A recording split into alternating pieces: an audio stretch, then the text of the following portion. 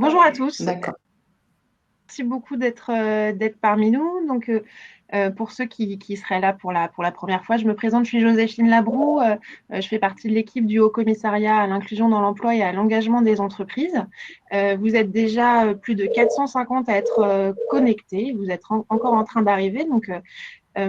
Merci beaucoup d'être là.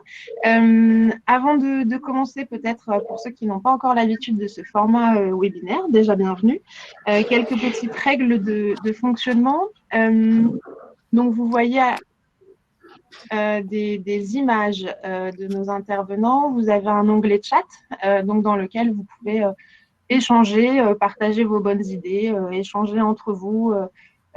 Voilà. Et puis, je vous suggérerais à certains moments de ce webinaire de nous faire passer certaines idées que vous pourriez partager avec vos confrères. À droite, il y a un onglet questions. Nous vous demandons, si vous avez des questions à poser à nos intervenants ou plus généralement, de bien les mentionner dans l'onglet questions et non pas dans l'onglet chat. Ça nous permet de les prendre en compte. Et à retenir aussi, dans cet onglet questions, il y a une fonctionnalité de vote, un petit bouton, une flèche qui est à droite de la question qui apparaît. Plutôt que de reposer une question une seconde fois pour nous permettre et nous faciliter le traitement, n'hésitez pas à voter pour les questions qui vous semblent intéressantes et ça nous permettra, nous, de repérer les questions qui ont plus de votes et de pouvoir les traiter au mieux. Et enfin, encore sur la droite, il y a une fonctionnalité sondage. Pour nous, ces webinaires, c'est d'une part une manière de vous apporter de la matière, essayer de vous proposer du contenu sur certaines thématiques, mais aussi de savoir un peu comment ça se passe pour vous dans les territoires. Voilà, ça nous est très utile pour avoir de l'information. Donc, on utilisera cette fonctionnalité sondage à plusieurs reprises au cours de ce webinaire. Si certains d'entre vous ont des problèmes de connexion, j'espère que ce n'est pas le cas, mais si vous avez des problèmes de son et de vidéo, essayez de passer sur le navigateur Chrome. En général, ça marche mieux. Donc, c'est quelque chose à tenter et sinon, ça dépend un peu de votre connexion. Donc, j'espère que tout se passera bien. Pour un peu suivre nos webinaires précédents, on avait commencé à lancer ces webinaires il y a 2 semaines, au moment du début de la crise sanitaire du confinement, pour pouvoir répondre aux interrogations des entreprises sociales inclusives, donc de l'IAE, les entreprises adaptées ou les GEC, sur quelles étaient les mesures spécifiques qui ont été mises en place pour soutenir ces structures. Je vais d'abord d'ailleurs vous partager dès maintenant le lien vers le question-réponse qui a été fait par la DGEFP, question-réponse employeur inclusif, dans lequel vous pourrez trouver beaucoup d'informations sur ces mesures spécifiques. Il va y avoir une mise à jour bientôt, on vous en informera. Et là, depuis cette semaine, on a décidé de passer à un format de webinaire thématique. Donc lundi, on en a tenu un sur comment réorienter son activité dans cette période d'activité partielle.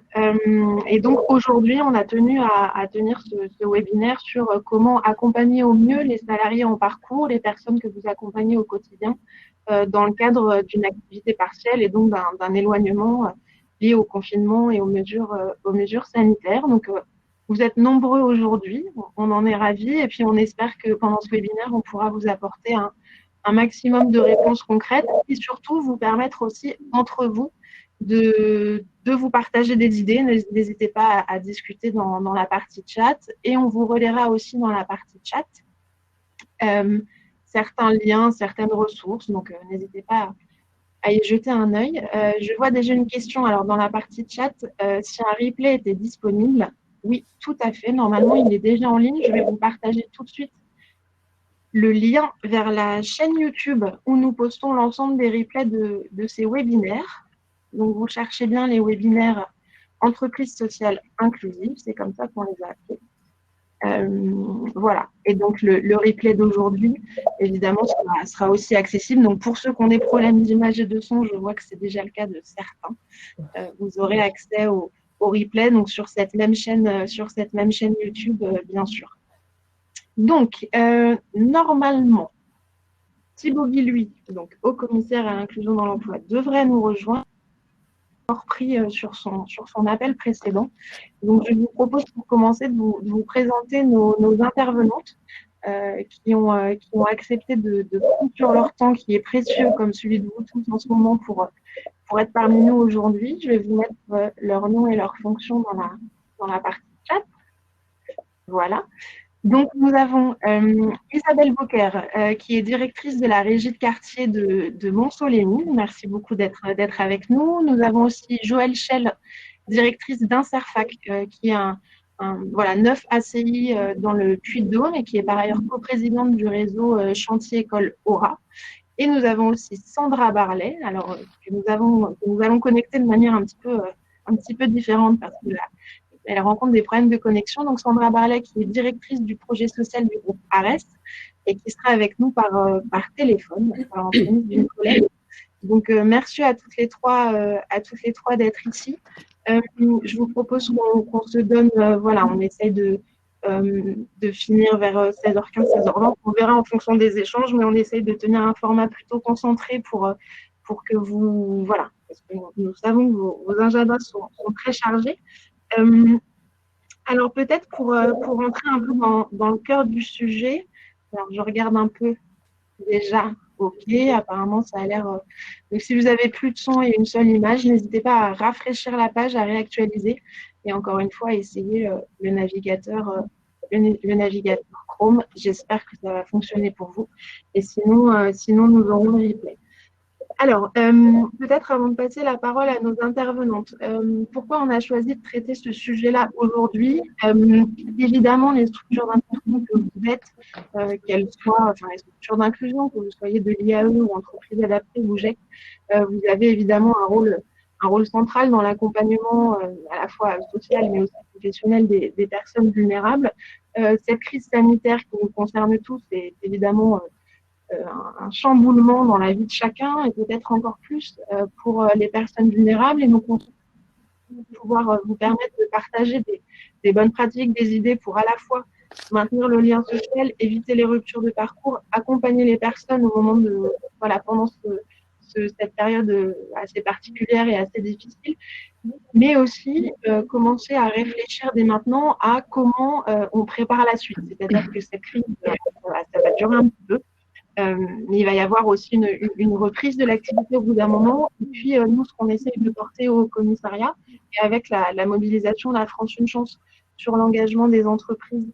Alors, pardon, il y a un monsieur qui entend un écho. Alors, mesdames, juste avant que je vous passe la parole, est-ce que vous voulez bien couper votre micro? Et voilà, nous allons essayer de nous partager la parole. Et donc, Sandra qui est avec nous, bonjour. Armel, c'est bon, on entend on voit Sandra. Du coup, mais on entend Armel sur l'image de Sandra. Excusez-nous. Désolée. Hein. Ouais, t'inquiète. Sandra, voilà. Bon, bah, on va reprendre Sandra un peu après. Donc oui, je parlais c'est-à-dire que nous, ce qu'on essaye de porter au sein du Haut-Commissariat, c'est que le plan de relance qui va émerger, il y en aura un, il en faudra un pour toute l'économie et pour toute la société.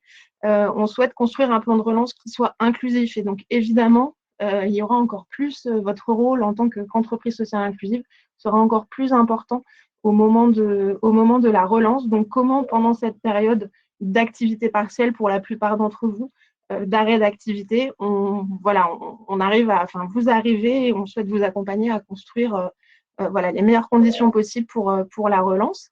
Donc voilà, pour entrer dans le vif du sujet, ça y est, vous êtes maintenant 500, donc bienvenue à tous ceux qui viennent d'arriver. Je vous propose de passer la parole à Isabelle Bocquer. Donc si vous pouvez réactiver votre micro, parfait, merci beaucoup. Donc, est-ce que vous pouvez nous dire un petit peu ce que vous avez mis en place dans votre régie de quartier? Vous m'avez parlé de pas mal, déjà un état d'esprit que j'ai retenu dans nos premiers échanges qui était de la joie et de la drôlerie et essayer de transmettre ça aussi auprès de vos salariés pour aider à passer cette période un peu difficile. Et puis aussi concrètement, qu'est-ce que vous avez mis en place à la fois en direction des personnes en parcours et des équipes d'encadrement et d'accompagnement?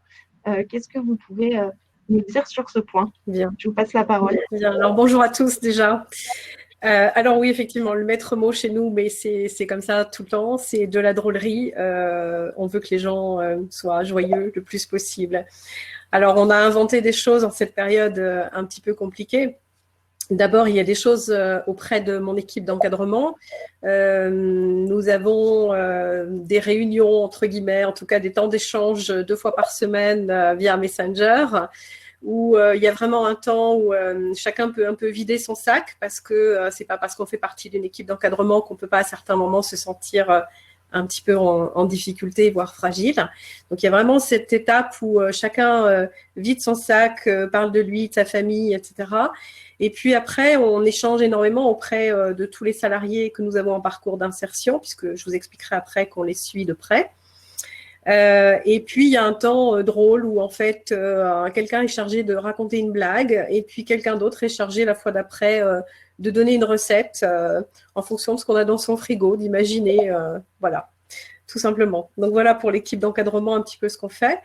Certains sont en arrêt maladie, soit pour garde d'enfants, soit parce qu'ils sont considérés comme personnes vulnérables de par des pathologies.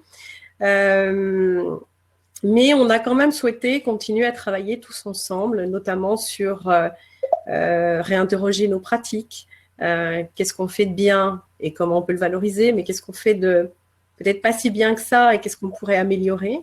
Et puis, on est en train de travailler sur anticiper le retour. Voilà. Voilà pour ce truc-là. Oui, et donc notamment, vous me disiez donc pour les salariés, donc vous avez d'une part les temps d'équipe avec les personnes, les encadrants et les chargés d'insertion, les Oui. CIP de votre structure. Et aussi, vous avez formalisé, en tout cas, vous vous tenez à ce qu'il y ait donc 2 fois par semaine. Non, il me semble que c'était 3 appels par semaine en direction des salariés, c'est ça. Et pareil sur le volet encadrement et puis du côté de la direction directrice que vous êtes. Voilà, effectivement. Pour les salariés en insertion, en fait, on les appelle à minima 3 fois par semaine. On se dispatche les appels. Donc, la personne qui a la fonction de CIP les appelle 1 fois par semaine et elle continue en fait les entretiens comme elle les menait avant. Bien évidemment, on ne parle pas de sortie, d'insertion professionnelle dans le milieu dit ordinaire, mais on est plus sur de l'accompagnement social, mais en tout cas de les maintenir un petit peu dans ce qu'elle avait commencé avec eux. Par exemple, certains sont en apprentissage du code de la route, elle s'assure qu'ils révisent parce qu'on leur a prêté des logiciels d'entraînement, elle voit avec eux, enfin voilà, ce n'est qu'un exemple. Et puis les encadrants techniques, ou moi, on les appelle à notre tour 2 fois par semaine, et là c'est plus, c'est plus pour s'assurer de comment ils vont, mais aussi rappeler tous les gestes barrières, toutes les consignes que le gouvernement a pu transmettre à la population, de beaucoup insister sur cette importance et on se rend compte que ça paye, mais on leur demande aussi d'être un petit peu le relais auprès de leur propre famille. Voilà, donc il y a toujours ce rappel-là, il y a aussi le rappel du respect de ce qui est autour de moi, puisque malheureusement, on voit, nous, dans les zones où on travaille, des déchets qui sont jetés ici ou là, donc on essaye aussi de sensibiliser à ça et de responsabiliser à ça. Et puis un temps un petit peu d'écoute. Voilà, ce matin, j'ai passé 1 heure avec quelqu'un qui allait pas bien du tout parce que des problématiques personnelles remontent face à l'isolement, et donc c'est un temps d'essayer de remonter le moral des troupes, pardon. Et puis on a mis en place, en fait, pour qu'ils gardent du lien avec nous, mais aussi entre eux, on a mis en place des défis. Donc, chaque semaine, on leur propose un défi, alors sur des choses un petit peu rigolotes ou parfois liées à plutôt la culture générale. Cette semaine, leur défi, c'était de répondre à un quiz de culture générale sans s'aider d'Internet, sans s'aider de quoi que ce soit, juste en essayant de faire travailler sa tête. Et on leur a demandé de travailler en équipe. Donc, ils devaient s'appeler par équipe et essayer de réfléchir et nous renvoyer les réponses. La semaine prochaine, c'est j'ai un talent et je vous montre que j'en ai un. Donc, chacun va pouvoir partager ce qu'il aime faire, ce qu'il se sent à l'aise de faire. Alors, ça ira de je sais chanter, je vais chanter. Je sais de coudre, je vais vous montrer un vêtement que j'ai peut-être fait moi-même. Je sais tricoter, voilà. Ça va vraiment être tout possible. Et c'est l'occasion surtout pour valoriser, puisque nous savons que nous avons des publics qui souvent se dévalorisent, à défaut de ne l'avoir été déjà. Et l'idée, c'est ça. C'est aussi, utilisons ce temps pour travailler de manière indirecte, de manière moins formalisée, de manière plus drôle, sur des points dont on sait qu'il faut travailler avec eux. Voilà. Qu'est-ce qu'on a comme exemple? On échange des recettes de cuisine. Donc, ceux qui ne savent pas du tout cuisiner, on essaye de les inciter à essayer de cuisiner un peu plus par eux-mêmes, puisque c'est le moment d'essayer de ne pas trop manger des plats tout prêts. Par exemple, voilà, dans une semaine, on va leur demander de nous dire ce qu'ils ont dans le frigo et on va essayer de trouver des recettes avec ce qu'il y a. Voilà, un peu comme on fait avec l'équipe d'encadrement. Comme on participe habituellement tous les ans à la nuit de la lecture, là, on va faire la journée de la lecture et on va leur proposer de lire ou d'écouter, en tout cas, pour ceux qui seront volontaires. Voilà, on essaye en tout cas toujours de faire des choses qui peuvent faire passer un peu de temps, avoir un esprit concentré sur autre chose que le Covid, et puis surtout garder du lien les uns avec les autres. Voilà. Très bien, merci beaucoup. Donc, ce que je retiens en tout cas de votre côté, c'est une priorité mise déjà sur le maintien du lien pour voilà, répondre, ne pas laisser les personnes dans l'isolement, sur un angle plutôt joyeux et positif, parce que c'est vrai que c'est une période qui est assez anxiogène et pour les personnes vulnérables, ça peut être difficile. De la pédagogie sur les mesures sanitaires, là, vous avez été plusieurs à m'en parler, à faire, c'est aussi extrêmement important.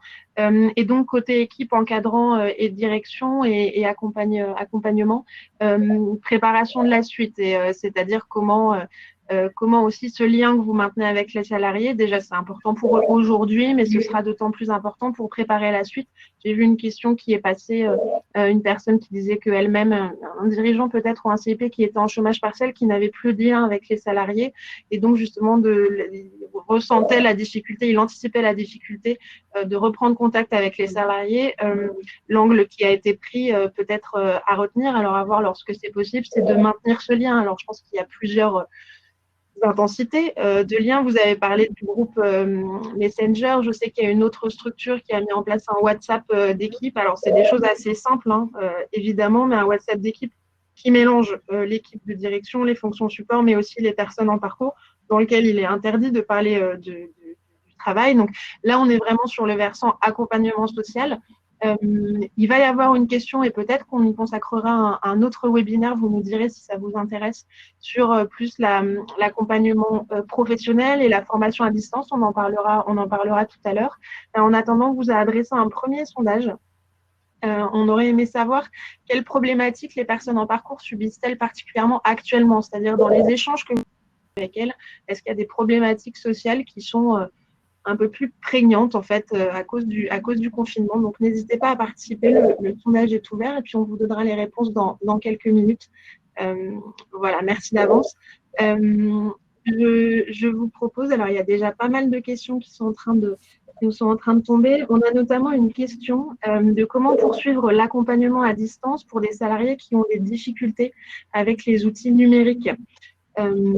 Alors après, la grande majorité des personnes ont des smartphones et c'est pour ça que je faisais référence donc au groupe WhatsApp. Vous avez parlé du groupe Messenger.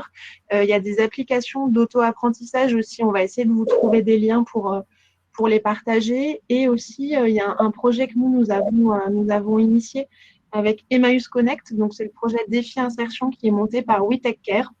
Donc, qui est un projet pour la formation aux compétences numériques de base, qui n'était pas lié à la crise sanitaire. Mais là, ils sont en train de travailler à une offre un peu immédiate qu'on pourrait mettre en place très rapidement pour pouvoir utiliser les outils numériques pour maintenir le lien et puis profiter de cette période où les personnes ont un petit peu plus de temps pour les accompagner dans leur montée en compétences sur le sujet du numérique et du digital. Donc ça, on vous dira très vite, ça va tomber très vite et puis on vous proposera peut-être un format un peu spécifique sur ça.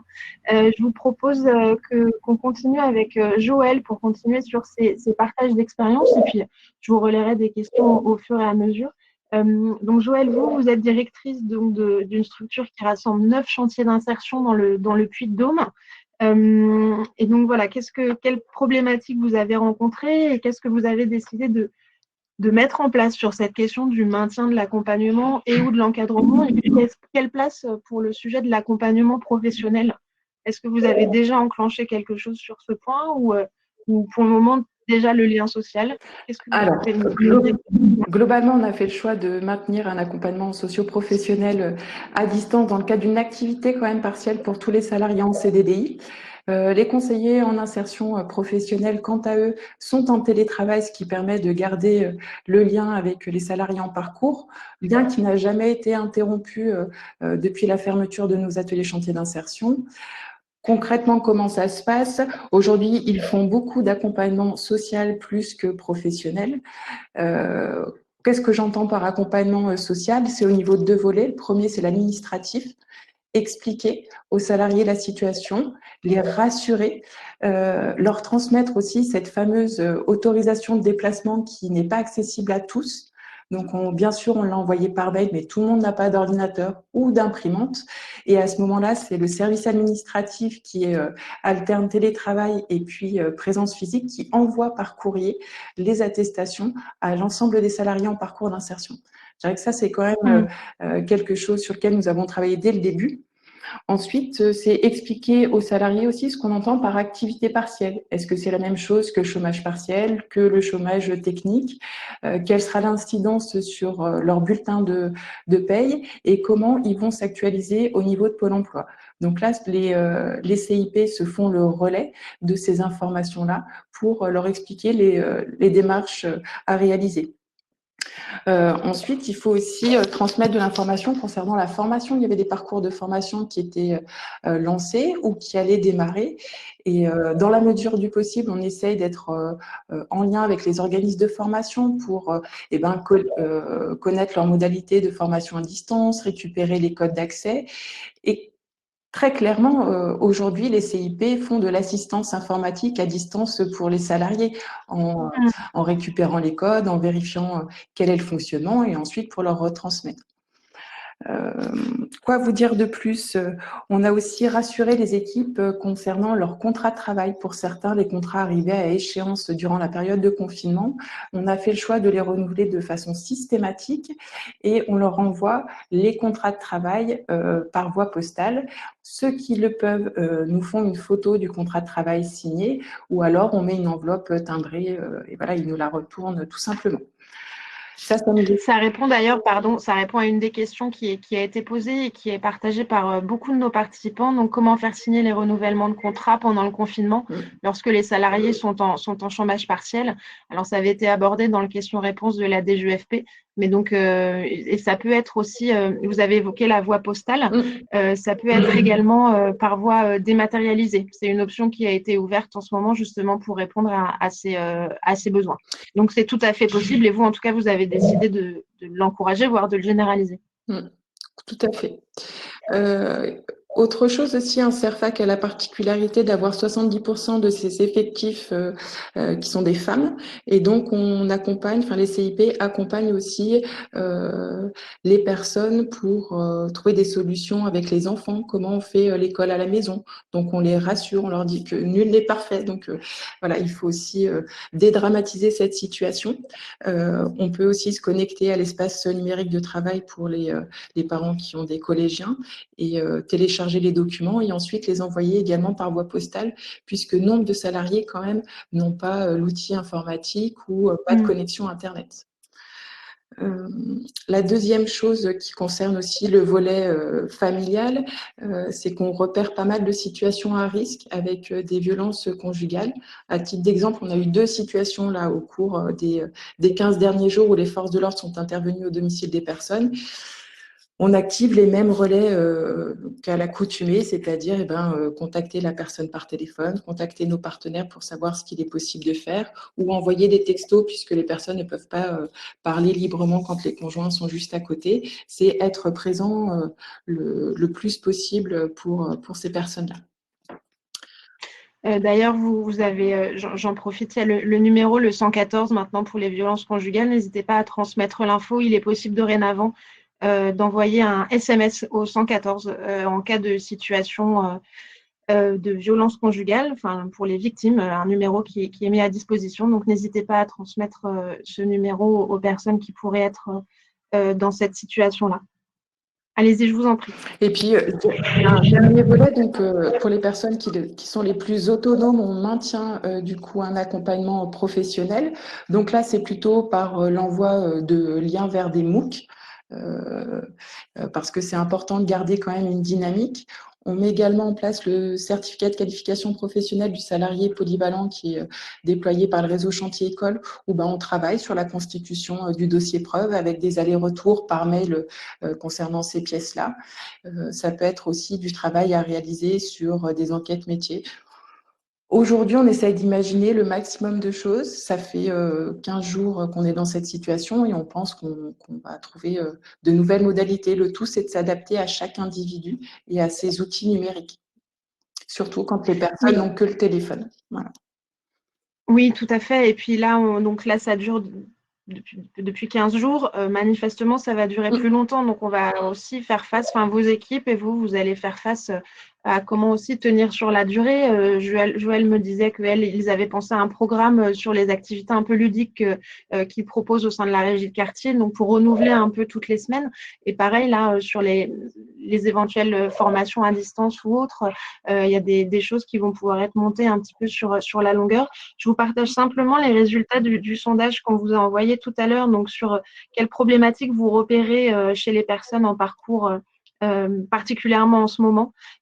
Pour une grande majorité d'entre vous, donc ce sont avant tout l'illettrisme et les difficultés pour les procédures administratives qui sont repérées chez les personnes accompagnées. Ensuite, en deuxième position, sont l'aggravation des situations d'aide. Ensuite, des conditions de sécurité sanitaire non satisfaisantes dans l'hébergement. Voilà, ce sont les trois principales difficultés qui sont remontées par nos participants. On vous a ouvert un nouveau sondage qui est cette fois-ci plutôt savoir comment c'est vécu auprès des équipes d'accompagnants, à quelles problématiques font face vos équipes d'encadrants et de CIP. Donc, le sondage est ouvert, n'hésitez pas à le participer. Je vous relaye une question qui a été posée. N'hésitez pas à intervenir si vous avez des conseils sur ce point. Alors, attendez, je vais essayer de vous la relayer à l'écran si je la retrouve, et sinon, je vais le faire à l'oral. Je vais le faire à l'oral. Comment faire pour maintenir le lien avec les salariés en insertion qui sont en chômage partiel sans être trop intrusif? Quelle marge de manœuvre avons-nous, sachant que les contrats sont suspendus? Il y avait une autre intervention qui disait comment proposer un accompagnement, sachant que les salariés se sentent un peu ou plutôt en congé et n'ont pas d'outils numériques. Donc, les deux questions sont différentes, mais en tout cas, sur le volet sans être trop intrusif, est-ce que c'est quelque chose qui a fait partie de vos réflexions ou est-ce qu'au contraire, vos interventions ont plutôt été au contraire accueillies de manière positive? Est-ce que l'une d'entre vous a un élément ou un conseil à transmettre sur ce point? Par rapport à ça, je pense que dans la mesure où ce sont les conseillers en insertion professionnelle qui sont en contact avec les salariés, ils se connaissent, il y a un lien de confiance qui est déjà créé et ils ne sont pas du tout, invasifs. C'est plutôt reçu positivement de la part des salariés en parcours d'insertion qui sont plutôt isolés et avoir un contact régulier est plutôt rassurant. Alors, à la régie, ce qu'on a fait au début, parce qu'on avait cette crainte, c'est qu'on a fait des appels très courts. Simplement, on vous appelle juste pour prendre de vos nouvelles. Comment allez-vous? Comment va votre famille? Qu'est-ce que vous faites? Comment occupez-vous votre journée? Et on s'arrêtait là. Et au fil des jours, on s'est rendu compte qu'ils devenaient demandeurs parce que c'était parfois le moment juste d'avoir quelqu'un à qui parler. Voilà. Mais on y est allé en fait de manière progressive et globalement, je rejoins ce qui a été dit, c'est au contraire, ça finit par être très bien perçu comme plutôt de la bienveillance et on se fait relais un peu de tout. Voilà. D'accord, merci beaucoup. Avant de donner la parole à Sandra, merci déjà à tous ceux qui partagent des liens et applications utiles dans l'onglet chat. Merci beaucoup, ou des bonnes pratiques. C'est vraiment fait pour ça, donc je vous encourage à le faire. On a plusieurs questions qui s'interrogeaient sur le nombre de salariés dans vos structures. Vous me corrigez si je me trompe, mais donc pour pour vous, Joël, c'est 150 personnes et pour Isabelle à la régie, c'est 27 personnes. Voilà, donc il est possible de mettre en place des choses, alors structurées différemment selon les tailles, en effet, évidemment. Quelqu'un disait, mais un groupe WhatsApp avec 250 personnes, c'est pas possible. C'est sûr, c'est pas possible. Mais voilà, souvent au sein de ces 250, enfin, les structurations d'équipes sont telles que, voilà, il y a en général dans les structures, alors contredisez-moi sinon, n'hésitez pas, mais voilà, des sous-équipes, enfin voilà, des équipes par métier ou par structure. Donc, et encore une fois, ce n'est qu'une proposition. Donc, voilà, c'est à voir si c'est adapté ou non au projet de votre structure. Il y a une question concernant les liens MOOC qui sont donnés aux salariés. Joël, est-ce que ce sont des liens qui sont open source, accessibles à tous Ils sont Oui. accessibles. On pourrait vous les transmettre pour ensuite les relayer sans difficulté. Merci beaucoup. Et dernière information, et je vais vous relayer le lien.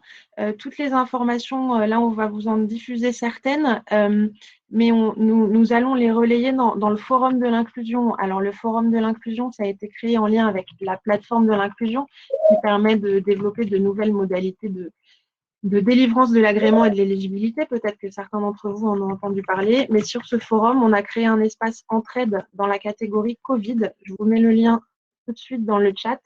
Et voilà, lorsque on pourra collecter ces liens, on les mettra à cet endroit-là. Donc, je vous invite à garder un œil sur ça. Je vais passer la parole maintenant donc à Sandra Barlet, qui est donc directrice du projet social de ARES. Alors, du coup, une structure un petit peu plus conséquente. Mais donc, est-ce que vous pouvez nous dire, nous présenter un peu, je sais qu'il y a beaucoup de choses qui ont été mises en place. Est-ce que vous pouvez nous en dire un mot? Et puis peut-être voilà, voir aussi parmi ce que vous avez mis en place, des éléments qui peuvent être accessibles peut-être à tous. Bonjour Joséphine, bonjour à tous. Alors Sandra, c'est bon, on vous entend très bien. Allez-y. Donc pour répondre juste à la question qui se posait avant, pour recaler un peu qui on est, donc le groupe ARES, c'est une structure qui accueille un peu plus de 1000 personnes en parcours chaque année. On a 13 établissements, dont 12 qui accueillent des personnes. C'est le plus gros groupe en Île-de-France, disons, d'insertion par l'activité économique, hors intérim d'insertion. Et donc, sur nos 12 établissements, on en a actuellement, enfin, à vendredi dernier, on n'en avait plus que 3 d'ouverts. Cette semaine, on en a 2 qui sont en train de réouvrir et tous les autres sont fermés.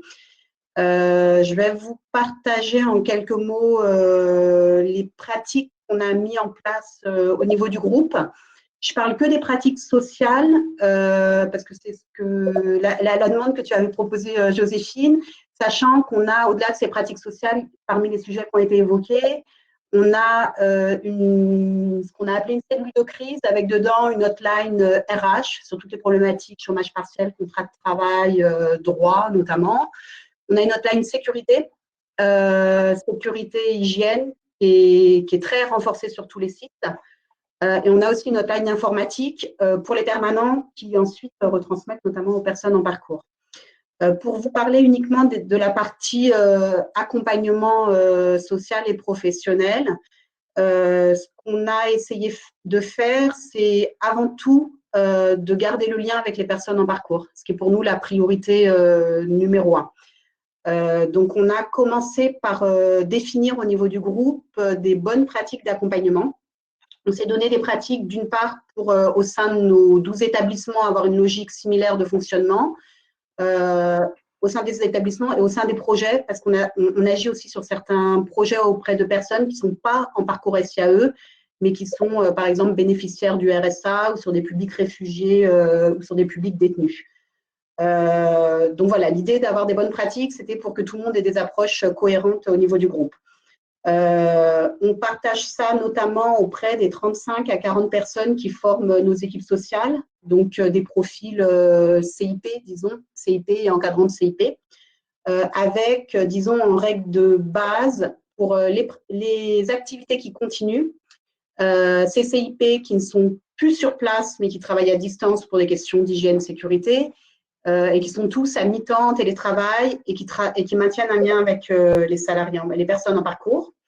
Et dans les établissements fermés, tous ces CIP travaillent à minima un jour par semaine pour accompagner le même pool de personnes en parcours qu'habituellement, c'est-à-dire à peu près 25 personnes par CIP maximum.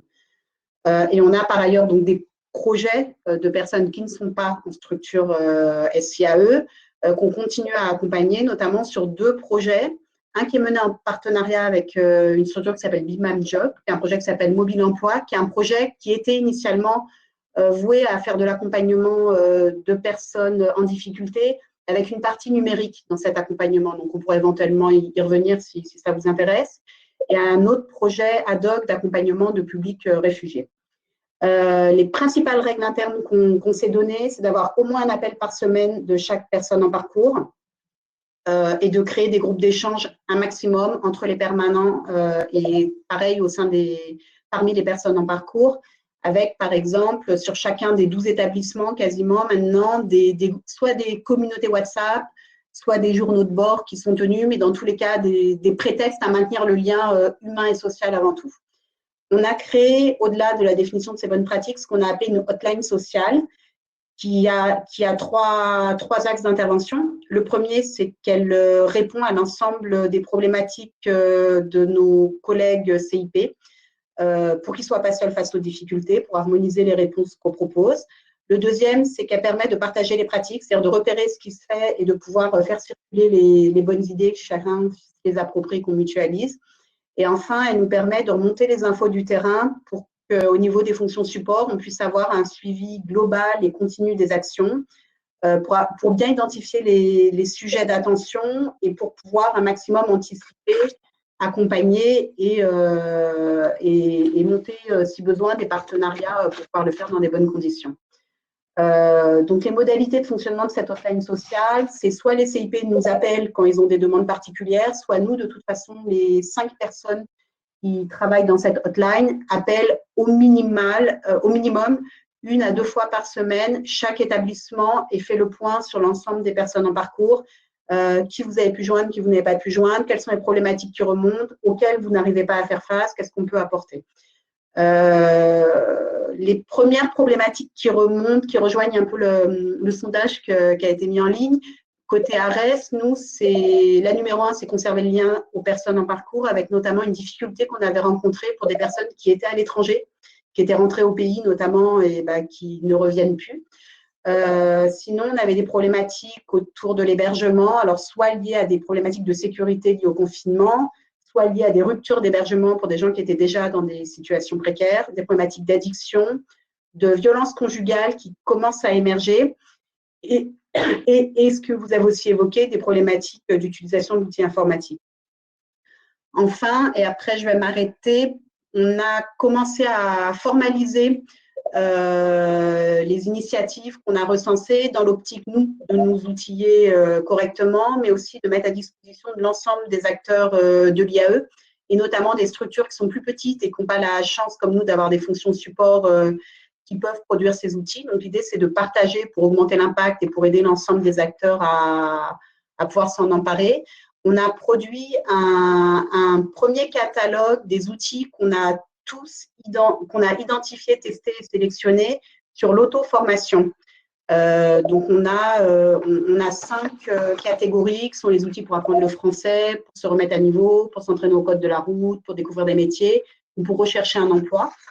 Et un peu dans la même veine, on travaille actuellement sur le recensement des outils qui permettent de maintenir du lien social avec les lignes d'écoute téléphonique, les actions de lien social de proximité, de convivialité, les aides aux devoirs des enfants. On travaille aussi sur le partage de pratiques sociales pour mieux le formaliser, pouvoir aussi vous le partager à tous. Et on est en train de réfléchir à des nouveaux outils, à des nouveaux sujets qui nous dépanneront dans ces temps très compliqués, notamment toute la problématique d'accompagnement digital. D'identifier aussi sur chacune des problématiques sur lesquelles on n'a pas encore trop de réponses, par exemple les violences conjugales, les addictions, l'hébergement, etc. Essayer d'identifier des bonnes pratiques, des partenaires clés, des façons de faire qui permettent d'améliorer les situations. Donc, on partagera aussi quand on produira ça. Ce n'est pas immédiat, ça sera dans 2-3 semaines minimum, je pense. Et puis enfin, je me permets de faire un appel à toutes les structures et tous les confrères qui sont intéressés. On vous propose d'essayer de partager, de mutualiser, de rendre accessibles réciproquement nos outils, c'est-à-dire les débuts d'outils qu'on produit. On vous propose de les mettre en commun et collectivement de les enrichir, de les partager pour nous permettre à tous de mieux exercer. Très bien, merci beaucoup. Alors, j'ai vu plusieurs… je vais me permettre une remarque, en fait. Quelqu'un disait dans le chat que Arès était l'antichambre du CIE. Alors, on n'en fait pas mystère, hein. Le président du Conseil de l'inclusion est l'ancien dirigeant d'Arès. Donc, voilà. C'est une manière de le formuler, mais non, évidemment, il y a des sujets en commun. Moi, en tout cas, je trouve ça très intéressant, l'approche que vous avez développée à Arès, c'est déjà de rendre disponible ce catalogue. Alors, j'ai partagé le lien vers le LinkedIn. Il y a plusieurs personnes qui nous demandent où est-ce qu'il peut être téléchargeable, ce catalogue. Est-ce qu'il y a un endroit où voilà, les personnes peuvent le télécharger au-delà simplement de la consultation LinkedIn? Si ce n'est pas encore le cas, on pourra le rendre disponible sur le forum de l'inclusion éventuellement? Bien sûr, ce catalogue, il a comme vocation à être partagé le plus possible. Il est téléchargeable sur le site internet d'Arès. Il est téléchargeable sur la page LinkedIn d'Arès et sur la page LinkedIn, vous pouvez aussi trouver une petite vidéo faite par nos collègues des fonctions de support d'accompagnement social qui explique un peu plus en détail le contenu du Très bien, merci beaucoup. Voilà, si on a un collègue qui trouve le lien sur je peux vous n'hésitez pas, chers collègues dans l'ombre, à le mettre, sur le chat. Mais merci beaucoup. Je vais relayer quelques questions. Alors, on a des questions une question qui est très partagée. Oui. Alors, attendez que je retrouve. On a vu une question, c'était comment tracer le télétravail des références socio-professionnelles en télétravail? Alors, je pense qu'une partie de la réponse, c'est que le télétravail, quand même, se fait sur une base de confiance et se développe de plus en plus, peut-être avec une certaine tolérance en ce moment vis-à-vis des parents qui s'occupent de leurs enfants. Mais est-ce que ça, c'est un sujet qui se pose pour l'une ou l'autre d'entre vous sur le traçage? Alors, la formulation est peut-être peu heureuse, mais le suivi peut-être du travail des accompagnants qui sont en télétravail. Au niveau du groupe, si je peux me permettre de prendre la parole, on a un seul établissement qui a passé toutes les personnes en parcours en télétravail, qui est un établissement qui est spécialisé sur le numérique. Donc, on a la problématique du télétravail des permanents, mais aussi la problématique du télétravail de personnes en parcours d'insertion. Pour les permanents comme pour les personnes en parcours, sur le télétravail, la problématique que nous on a, c'est pas tant de le passer que de nous assurer qu'il n'y ait pas de surinvestissement comme de sous-investissement. Parce qu'en fait, on rencontre les deux. Et du coup, on s'est défini, pareil, des bonnes pratiques partagées qui sont assez classiques de ce qu'on trouve en télétravail habituellement, c'est-à-dire essayer d'avoir un endroit isolé, se donner des horaires, avoir des plages de réunion avec des pauses entre elles, avoir un calendrier partagé, des messages d'absence quand on n'est pas là, etc. Mais au niveau du groupe, on n'est pas allé plus loin que ça. On a actuellement l'équipe RH qui effectivement réfléchit à comment préciser et cadrer plus ces sujets. D'accord, merci. On a une question, je sais, Joël, que vous aviez parlé de la question de l'accompagnement pour l'actualisation Pôle emploi. C'est une question qui est revenue. Que déclarer? Est-ce que ce sont les heures travaillées avec le salaire brut? Quid de l'indemnisation de l'activité partielle? Alors moi, l'élément de réponse que j'ai, c'est que, mais vous me direz, c'est que le salarié doit déclarer l'ensemble des revenus, donc salaire plus indemnité au titre de l'activité partielle. Vous oui, me je vous confirme. Et je pense que dans ces cas-là, il faut se rapprocher des agents Pôle emploi qui nous ont transmis l'information. Lorsqu'il n'y a pas eu d'heures qui ont été réalisées sur le mois et que c'est simplement de l'activité partielle, il ne faut pas mettre 0 au niveau du temps de travail, mais à minima 1, et puis marquer les ressources qui ont été versées dans le cadre de l'activité partielle. Mais Pôle emploi est tout à fait au fait de ces fonctionnements, et nous avait transmis l'information en ce sens-là. D'accord, merci beaucoup. On a une question aussi qui a été beaucoup posée, c'est comment ce travail d'accompagnement sera valorisé ou en fait sera financé pour les structures. J'imagine que c'est une question que vous vous êtes également posée, que toutes les questions se posent. Voilà, on a beaucoup de questions en ce sens. Par exemple, comment sera soutenue l'ACI par l'ASP pour toute la veille sociale, en l'occurrence le lien téléphonique organisé pour que le confinement ne rime pas avec l'isolement des salariés en CDDI. Donc, en effet, si vous avez, voilà, vous avez dû obtenir l'information jusqu'à présent, comment dire, le dispositif qui a été mis en place par le ministère du Travail pour l'IAE, donc le passage en activité partielle donc pour l'ensemble des personnes en parcours lorsque l'activité est arrêtée. Et dans ce cas-là, lorsque la structure passe en activité partielle, il n'y a pas de cumul avec l'aide au poste. C'est-à-dire que l'aide au poste n'est versée que pour les heures réellement travaillées. L'activité partielle n'est pas une heure travaillée au sens de l'ASP. Par contre, on en avait parlé la dernière fois, on est en train de voir la piste, c'est le FDI. On est en train de voir comment le FDI va pouvoir devenir aussi un moyen de soutenir et de financer cet accompagnement, alors qu'il prend une forme différente, hein, une forme spécifique en ce moment par rapport au temps habituel.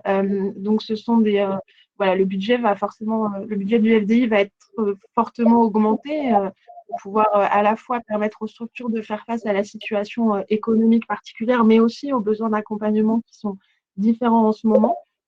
Et donc aider à répondre au surcoût de la situation actuelle. Donc les modalités de demande, c'est vraiment en cours de bouclage là au sein de la DGEFP, et donc l'information va être transmise au direct sous peu pour que vous puissiez, voilà, je pense, semaine prochaine maximum, pouvoir adresser vos demandes à vos interlocuteurs dans les services déconcentrés.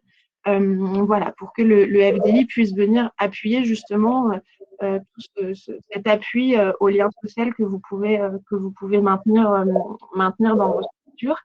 Je tiens à vous dire que quelqu'un a trouvé le lien vers le catalogue téléchargeable et l'a mis dans le chat. Donc, merci beaucoup à cette personne. Je vois que vous êtes nombreux à partager des ressources, des sites, des liens dans le chat. Donc, c'est super, merci beaucoup. On vous avait adressé un sondage. Je vais vous donner les réponses quand on l'aura. Eric, que vous ne voyez pas, mais qui est avec nous, tu peux m'envoyer les réponses du deuxième sondage. Comme ça, je pourrais les relayer auprès de nos intervenants. Pardon. Donc, Pardon, vous m'avez perdu une petite seconde. Moi-même, j'ai quelques problèmes de connexion, donc j'espère que je vais quand même maintenir. J'ai vu une autre question aussi sur la question de sur les. Est-ce que vous m'entendez? Est-ce que vous me voyez? Oui, ça va? J'espère que oui. Oui. Très bien. Si vous ne me voyez pas, c'est pas grave, l'essentiel, c'est que vous m'entendez. Une question sur les structures qui sont sur de la mise à disposition, notamment les AI et les ETTI, qui ont un volume assez important de personnes accompagnées, donc qui sont voilà, aussi sur un mode d'accompagnement un petit peu différent. Voilà, en l'occurrence, c'est vrai que vous, ça ne fait pas partie de vos activités. Alors peut-être parmi les établissements de ARES, je ne sais pas. En tout cas, sachez que lors de notre session de vendredi, le webinaire qu'on organise vendredi, on souhaite faire un focus un peu spécifique justement sur les métiers de la mise à disposition en ce moment. Il y a un projet qui est en train d'être lancé pour voir comment les personnes accompagnées peuvent répondre lorsque les conditions sanitaires de sécurité sanitaire sont remplies, de répondre aux besoins de main-d'œuvre dans les secteurs prioritaires. Et évidemment, on y traitera, on pourra y traiter aussi la question de l'accompagnement et la spécificité, notamment pour les associations intermédiaires qui sont dans des territoires isolés, territoires ruraux, mais pas que, et les ETTI. Et pour ces deux structures, il y a un volume assez important de personnes accompagnées. Quelles solutions spécifiques sont trouvables, on va dire, pour accompagner ces personnes? Et sur la question des outils numériques, on va peut-être vous adresser un troisième sondage. Donc nous, pour notre prochain programme de webinaire, je vous invite d'ailleurs pour suivre un fil sur nos webinaires. Alors, je peux reconnaître que parfois c'est pas simple, mais on les annonce sur le compte LinkedIn de Thibaut Bilhuis. Donc on va vous mettre le lien ou le compte LinkedIn du Conseil de l'inclusion dans l'emploi. On mettra les prochains programmes de webinaires. On va vous adresser un sondage. Est-ce qu'un webinaire sur la formation à distance peut être quelque chose que vous semblez utile? Donc, n'hésitez pas à répondre dans le sondage. Ça nous aidera à orienter notre prochain programme. Et on a, là, j'ai en tout cas relevé dans les différentes questions et interventions un vrai sujet sur les outils numériques et l'accompagnement au numérique. Donc, on a le sujet We Take Care sur lequel on pourra avancer avec vous. On a quelques points sur lesquels on pourrait avancer aussi avec d'autres experts. Donc, voilà, sachez que ça, on l'a en tête. On va essayer de vous concocter un programme un peu sur la longueur.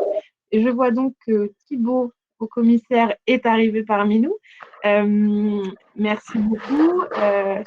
Bonjour. Tu es un petit peu pixelisé, on te voit bien et on t'entend bien, donc merci beaucoup. Donc écoute, on était, voilà, on a, donc il y a Isabelle, Joël et Sandra qui nous ont présenté ce qui a été mis en place dans les structures, dans leur structure, et donc un sujet qui a beaucoup intéressé les participants. On a pas mal de questions. Sachez en tout cas, chers participants, que évidemment on ne peut pas répondre à tout, on en est désolé, on sait que c'est un petit peu frustrant, ça l'est également pour nous, mais toutes les questions que vous posez, elles ne partent pas nulle part. Nous, après, on les recense, on les travaille et on essaye de s'en servir. On s'en sert pour vous apporter des réponses voilà, dans nos différents canaux. Donc, excusez-nous pour la frustration. Le temps est précieux. Et je passe la parole peut-être à Thibaut, si tu veux nous dire un mot sur l'enjeu, sur le maintien de l'accompagnement des personnes à la fois en ce moment, donc comment maintenir le lien social pour éviter les ruptures de parcours, c'est un peu ce qu'on a abordé, et aussi dans la perspective de la reprise, c'est-à-dire comment utiliser ce temps-là peut-être pour permettre aux personnes d'avancer sur certaines thématiques et préparer au mieux la reprise d'activité. Bonjour.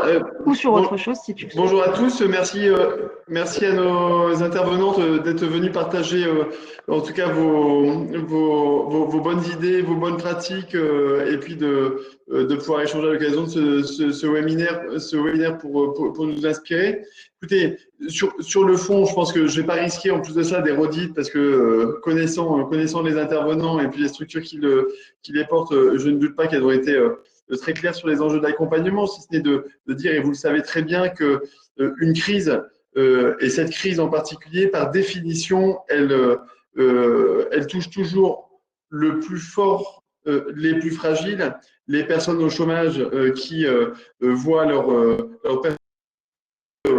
un emploi s'éloigner, donc l'angoisse monter. Les personnes qui étaient en parcours d'insertion donc ou en situation précaire sont particulièrement et plus touchées que les autres en termes de choc et puis de perspective. Et donc quand on met des personnes qui sont en parcours d'insertion, elles perdent cette perspective-là, c'est, je pense, un choc et une perte de repère qui est très important. Et donc j'imagine que vous avez pu échanger un petit peu là-dessus sur comment au moins maintenir ce lien, créer ce lien, assurer cet accompagnement pour que ce lien humain et la chance que ces personnes ont de vous avoir et puis d'avoir des chargés d'accompagnement des structures d'insertion puissent se prolonger finalement, même dans des situations où les entreprises sont fermées, où les personnes doivent rester à la maison pour diverses raisons, et notamment le confinement.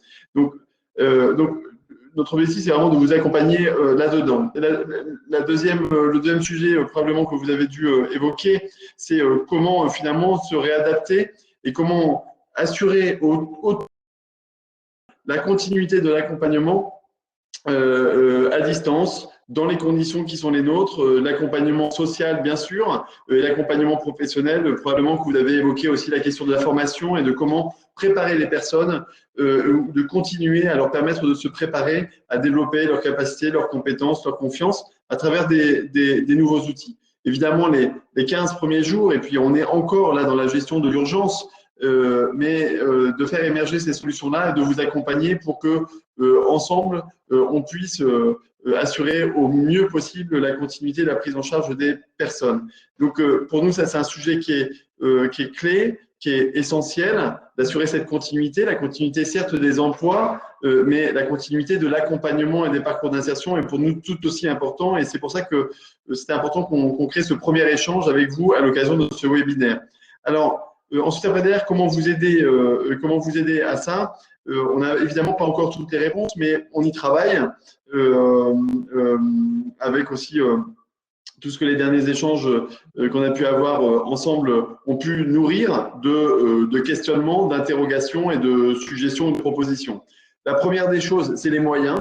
Quels moyens on peut apporter aux structures pour vous adapter à cette nouvelle situation? On en a parlé lundi sur le maintien de l'activité, mais le maintien de l'accompagnement fait partie, à mes yeux, évidemment, des dispositions peut-être particulières que vous allez devoir prendre, que vous avez déjà pris ou que vous allez prendre pour pouvoir assurer la continuité de cet accompagnement.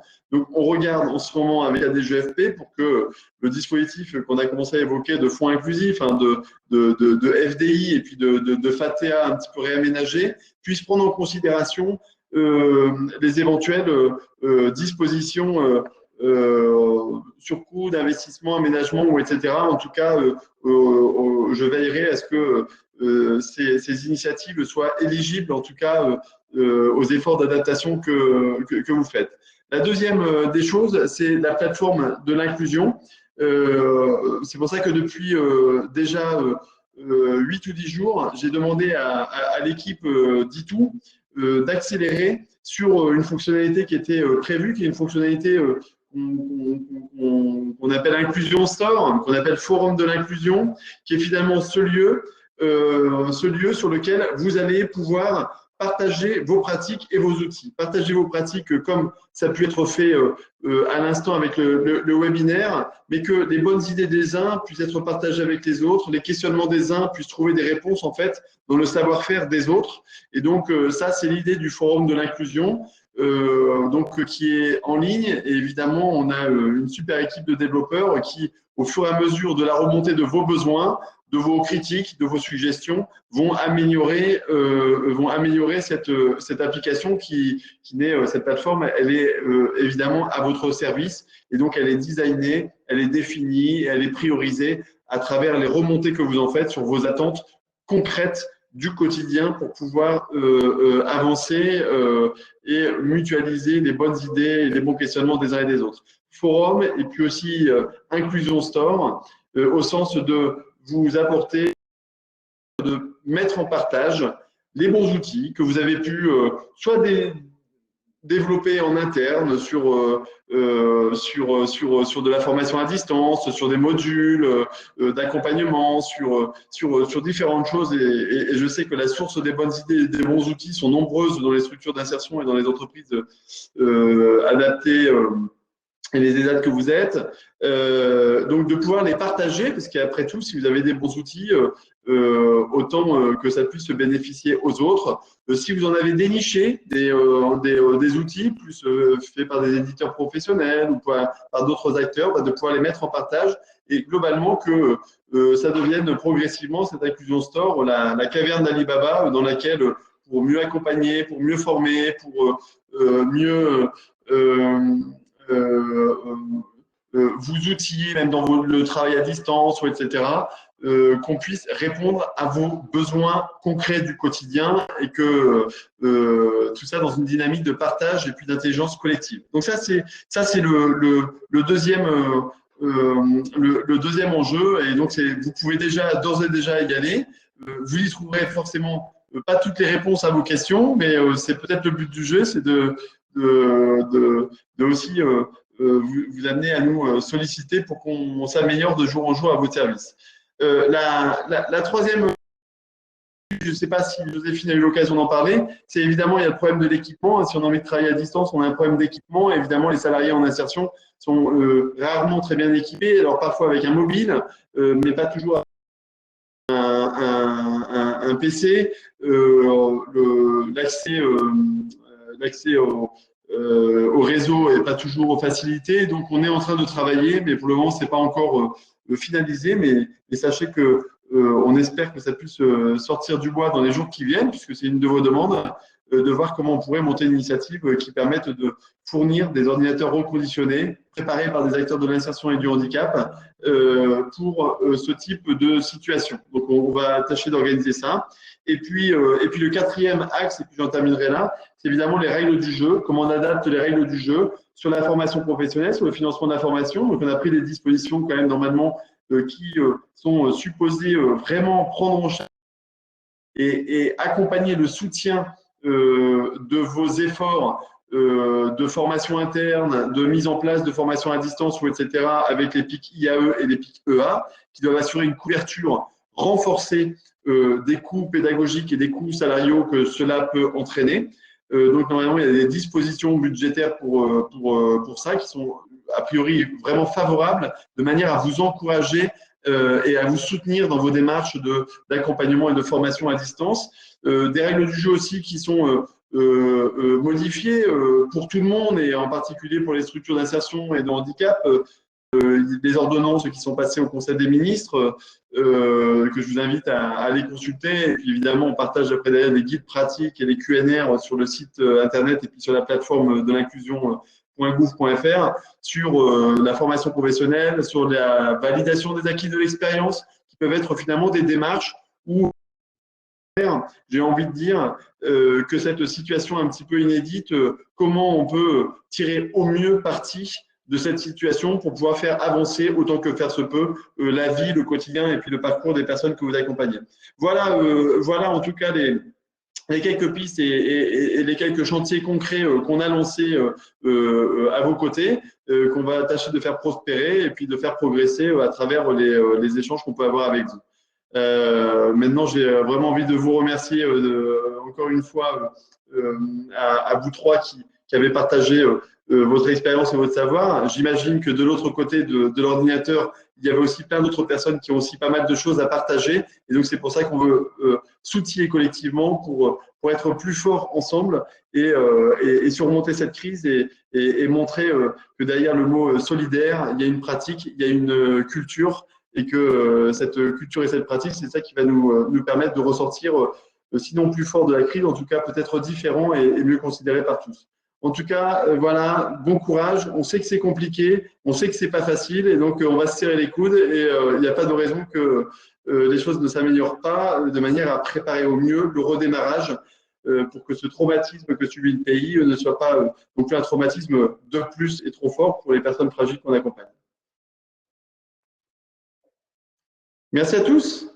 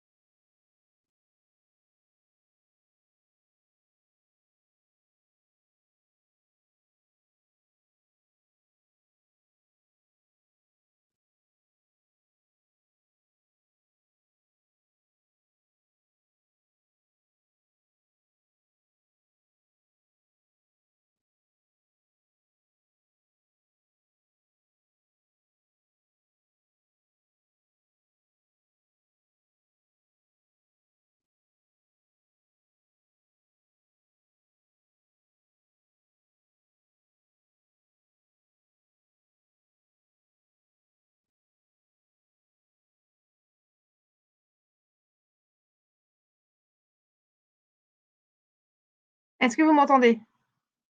Bon, je suis affreusement désolée. J'ai eu un problème de micro. Tout le monde n'est pas encore parti un petit peu, mais je voulais pas vous quitter sans remercier nos intervenantes en tout cas.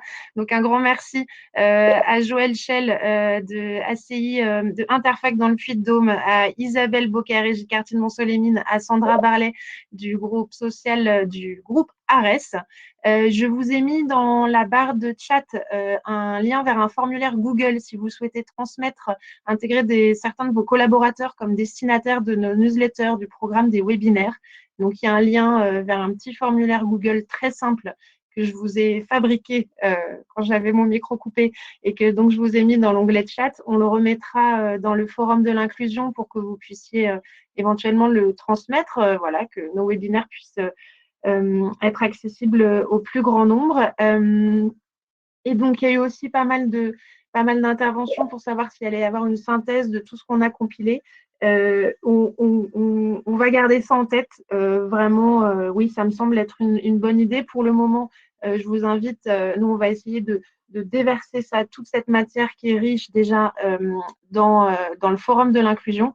Et puis, on va voir, voilà, on va voir comment on va pouvoir essayer de synthétiser tout ça.